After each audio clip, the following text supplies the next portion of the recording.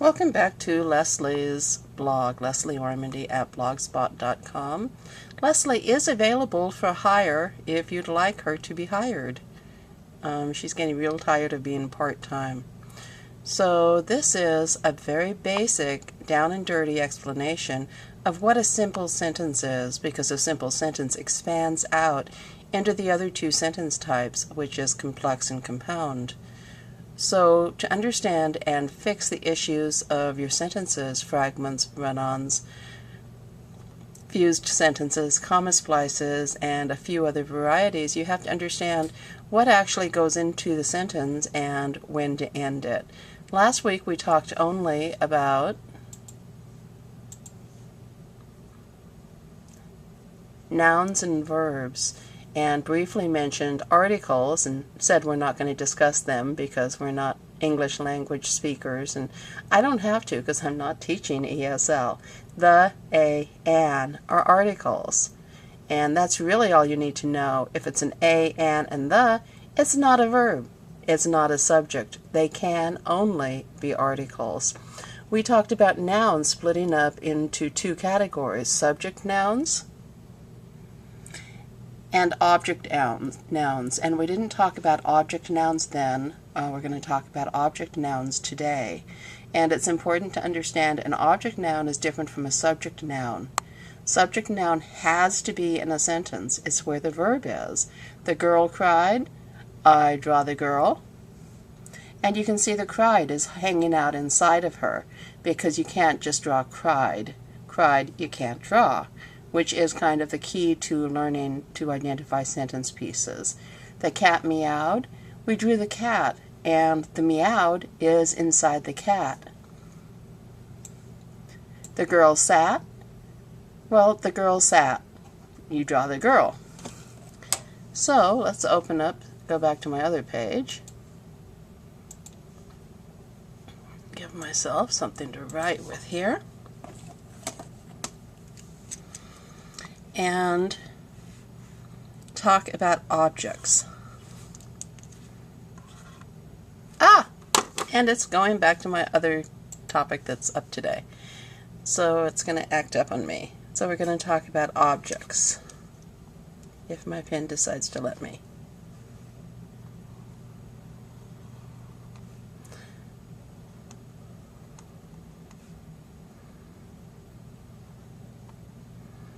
I think I'll make this be a boy.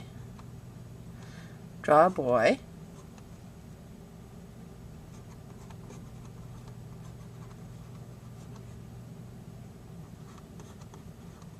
I have him standing, so he stood. I think I'll give him a hat because in my world, boys wear hats. A very ugly hat. The boy stood under the tree.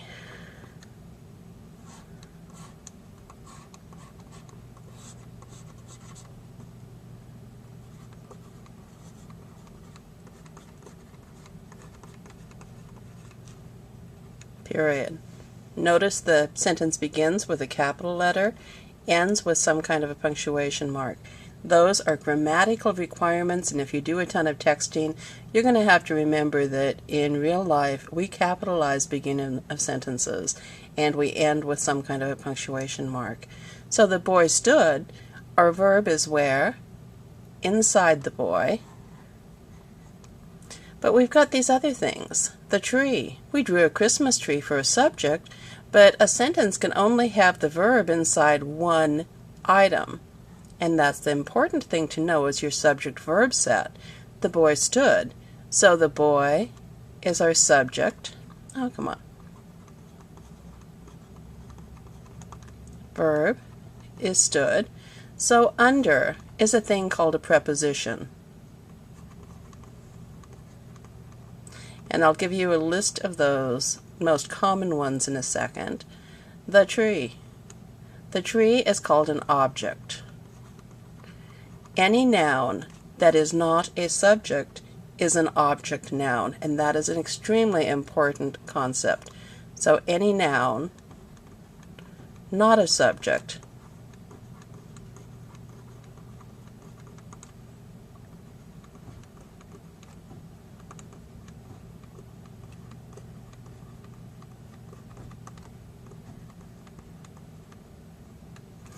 Any noun not a subject noun is an object noun. Identifying the subject noun. Subject nouns have the verb inside of them. The action that is taking place is inside the boy. The boy stood under the tree. So we've got our object noun. Under. Now, what is under? It is a preposition and is telling us the relationship of the subject noun to an object noun. And that is the simplified version, and really we don't need much more than the simplified version. Most of us are not going to go on to become English teachers, which I wound up doing, mind you, and I could go into further explanation, but it's not really necessary. I don't have to understand how the TV works, so long as when I hit that button it comes on. That's all I need to know is, will it come on when the button is hit? And it's the same for most of you. You don't need to know what every word in your sentence does. You simply need to know what the important ones are, and are they all there? And when they're all there, you can stop the sentence, which means you stop having run-ons. So, a preposition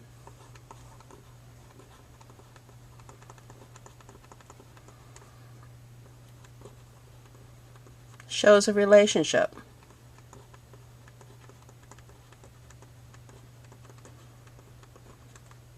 of the subject, noun,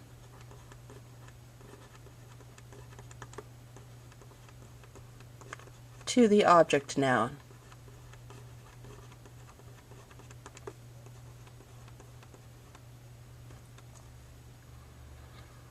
So a preposition shows a relationship of the subject noun to the object noun. Is there a verb in the tree? No, there isn't. The verb isn't stood inside the tree. It could be if we wrote the sentence that way, mind you. But the subject of this sentence is the boy. So, look over here. The bird flew.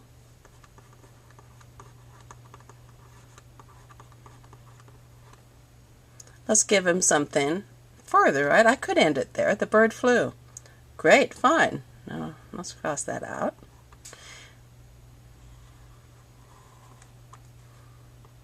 Over the mountain.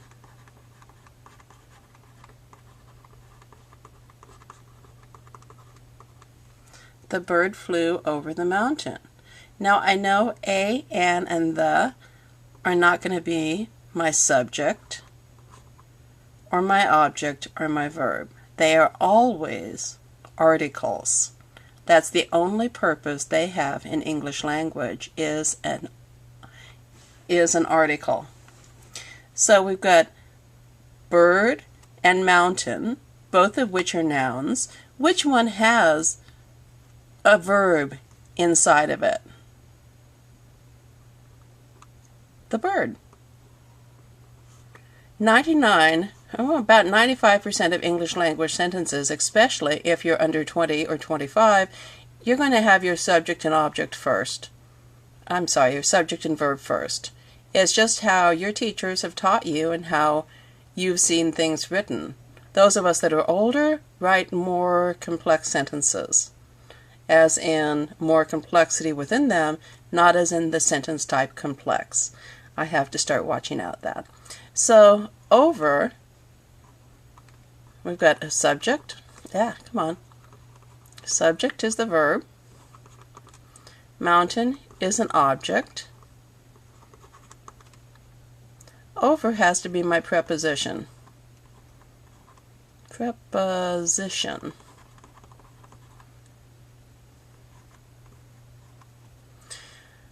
A preposition always attaches to an object.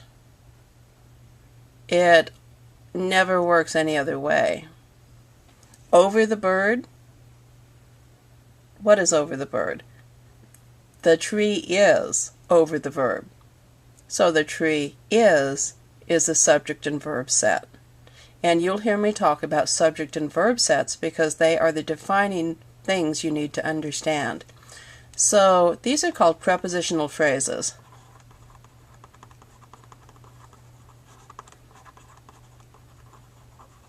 And it is the preposition and the object together form a prepositional phrase.